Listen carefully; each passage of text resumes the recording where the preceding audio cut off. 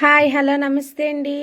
ఈరోజు నేను చేయబోయే రెసిపీ నెల్లూరు ఉల్లి కారం గీ దోశ అండి. ఇది చాలా టేస్టీగా ఉంటుంది. ఒక్కసారి ట్రై చేయండి. రెగ్యులర్గా తినే దోశ కన్నా ఇది చాలా డిఫరెంట్గా ఉంటుందండి. ఇలా ట్రై చేసి పిల్లలకు పెట్టారంటే ఎవరికన్నా పిల్లలు దోశ తినకపోయినా కూడా బాగా ఇష్టంగా తింటారండి. మరి కావాల్సిన ప్రాసెస్ అంతా చూసేద్దామండి. మనం ఫస్ట్ ఉల్లి కారం అయితే ప్రిపేర్ చేసుకుందామండి. ఉల్లిపాయలు తీసుకోండి. టమాటాలు 2 మీడియం సైజ్ టమాటాలు తీసుకున్నాను. ఎండుమిరపకాయలు అండి, మీ స్పైసీకి తగ్గట్టు తీసుకోండి. ఎండుమిర్చి, ఎల్లుల్లిపాయలు, కొంచెం సాల్ట్ వేసి మిక్సీ పెట్టుకుందామండి. సాల్ట్ ఎక్కువ వేసేయకండి, ఎక్కువైపోద్ది ఉప్పు అయితే. కొంచెం తక్కువ వేసుకుని మిక్సీ పెట్టుకోండి. అవసరం అయితే మళ్ళీ వేసుకుందాం. ఇవన్నీ మిక్సీ పెట్టేసుకుని కలుద్దామండి. ఉల్లికారానికి ఉల్లిపాయ అయితే పేస్ట్ చేసానండి. ఇది పచ్చివాసన వస్తుంది కదా, మనం పోపు అయితే వేసుకుందామండి.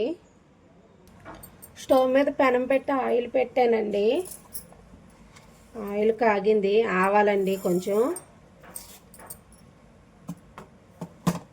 కరివేపాకు,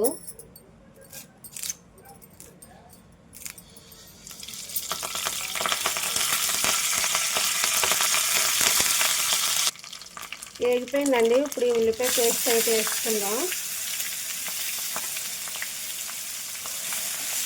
మనం పోపు పెట్టుకోకపోతే పచ్చివాసన వస్తుందండి. సిమ్లో పెట్టుకుని వేయించుకోవాలండి. మధ్య మధ్యలో కలుపుతుండండి, లేదంటే అడుగంటుకుంటుంది. పచ్చివాసన పోయేదాకా వేయించుకోండి. ఉల్లికారం దోశ చాలా బాగుంటుందండి. గీతో చేస్తాను.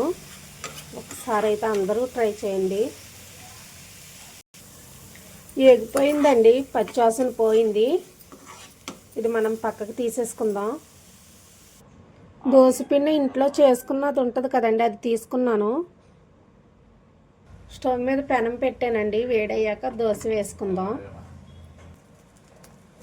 పెనం కాలిపోయిందండి. దోశ అయితే వేసేస్తున్నాను.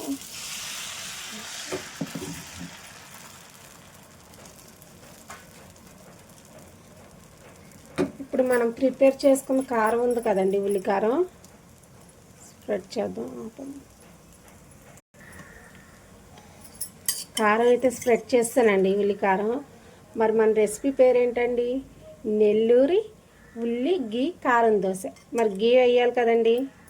నేను ఆయిల్ అయితే వేయట్లేదు, గీ వేస్తున్నానండి.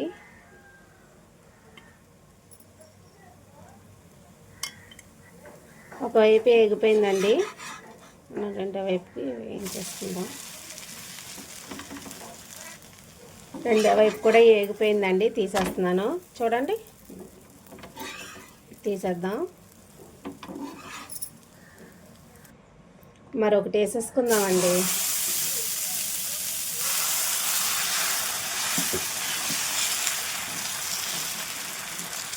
మీరు మసాలా స్టఫ్ చేసినప్పుడు కొంచెం వేగాక స్టఫ్ చేయండి, లేదంటే పిండి వచ్చేస్తుంది.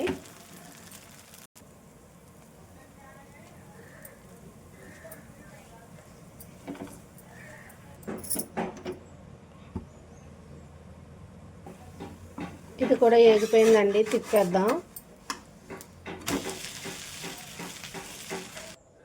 రెడీ అయిపోయిందండి మన నెల్లూరి గీ కారం ఉల్లి దోశ రెడీ అండి.